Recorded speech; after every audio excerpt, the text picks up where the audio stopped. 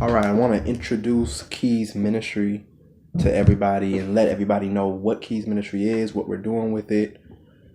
Um, and it's interesting. I'm out here in Seattle right now, and they got ministries for everything out here. They got homeless ministries, LGBTQ ministries, youth ministries, street outreach ministries, food ministries, refugees ministries, Native American ministries, Hispanic Latino ministries, sport ministries, college campus ministries. They got a whole bunch of different type of ministries. And we just, as a Keys team, we decided what we're going to do is we're going to have a ministry specifically for Black people, specifically for Black Christians. I wanted to do it really specifically for Black Americans as a whole, and that's really what it is for. But we started understanding that you can't separate African American history in this country apart from understanding Christian history as well. You can't separate, and you can't really separate Christian history from African American history either. The two are they parallel each other. I wouldn't even say they parallel. They're like one. They're like one. The two go hand in hand.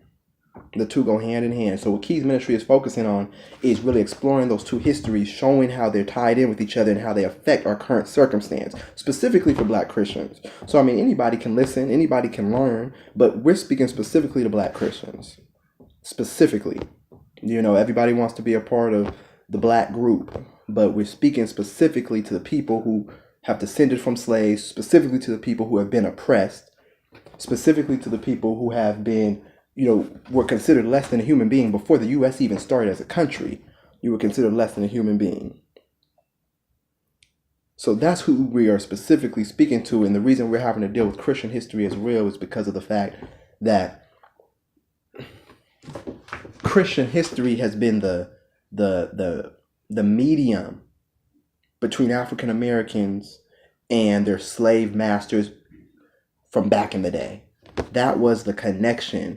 Even when you go back to when the Portuguese first get into Africa, they go there, they see the civilization, they see how powerful the women are in those civilizations, how organized they are. They see all the beauty of Africa, how the children are, how strong the people are, and they go back to Europe and they're like, we're not going to be able to get these people or subjugate these people or whatnot until we get their mind. Until we get their mind. We're not going to be able to subjugate them. We're not going to be able to do nothing with slavery with these people or nothing like that until we get their mind. And so, go back and read, when the Portuguese first get in there to the Congo and read those exchanges that happened between, I think it's I forget their names, King Manuel and the King of the Congo. Go look at those exchanges that happened and what, the history between that time in the 1480s, 1490s, 1500s. This is before Christopher Columbus gets over here to America. Okay, so before the slave trade's happening and they're getting over here to America, we're already dealing with a connection between the African slaves who come over here and Christianity. You're already looking at a connection. The Africans over there, they accepted the form of Christianity the Europeans gave them. Which at the time, it wasn't even Christianity, it was Catholicism because the Catholic Church was still running the road. But this is why we have to know our story. That's what Keys Ministry is. KYS, know your story. Know your story, because we're learning our story from their eyes. We're learning our story from the eyes of people who have historically said, you, your children, your children's children, their children's children, all of y'all are going to be subjugated to me and my children and their children's children and their children's children. Y'all's going to stay subjugated. We'll feed you, we'll house you, but y'all going to be working and profiting and benefiting us. So we have to really look at this, really have to examine this, and that's what Keys Ministry is about. For Black Christians, we're gonna have to look at church history, we're gonna look at African American history. Okay, so I'm gonna put the link for the website on Patreon. That's really where we're gonna have a lot of our articles at, and you'll be able to support there on a monthly basis for as little as $3 a month. You'll be able to support there on a monthly basis and get articles on this history. You'll get the video. A lot of the online classes that we'll do dealing with this history will be right there on Patreon. We'll have that up on March 1st. Right now, I'll put the link to PayPal in the description box. You can support, make a one-time donation on there, on the subscription. And, it's interesting. A lot of people were saying that Keys ministry isn't something that is, it's not Christian like. And I just explained to you all these different ministries that are going on right now outside, like literally outside of here in Seattle. I just explained to you all these different refugee, Native American, Indian, Latino, all these different ministries that are going on. All ministry is serving a group of people. That's all ministry is. If you have a minister at your church, all he is a servant. I say all the time, Christians aren't all evangelists, but they all are servants or supposed to be servants, right? Christ, he served everybody by washing their feet.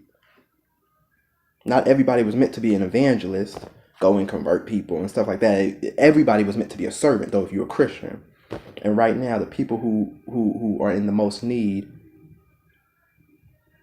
are going to be the people who I am associated with, the group that I have that has been systematically for hundreds of years, centuries, been put down and actually treated less than human legally, on legal standard, legal basis. So that's what Keys Ministry is doing. We need the support. We need the help for everything we're doing. We need the help and the support.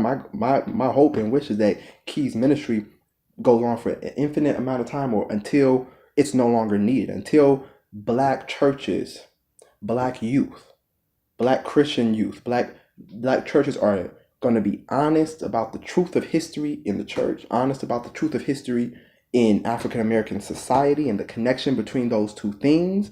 There, you have to start there. You have to start there, because that's how we get in this whole situation in the first place. Is it started with Christianity and the mental, I want to say the mental game they played on us with Christianity, the form of Christianity they gave us, okay?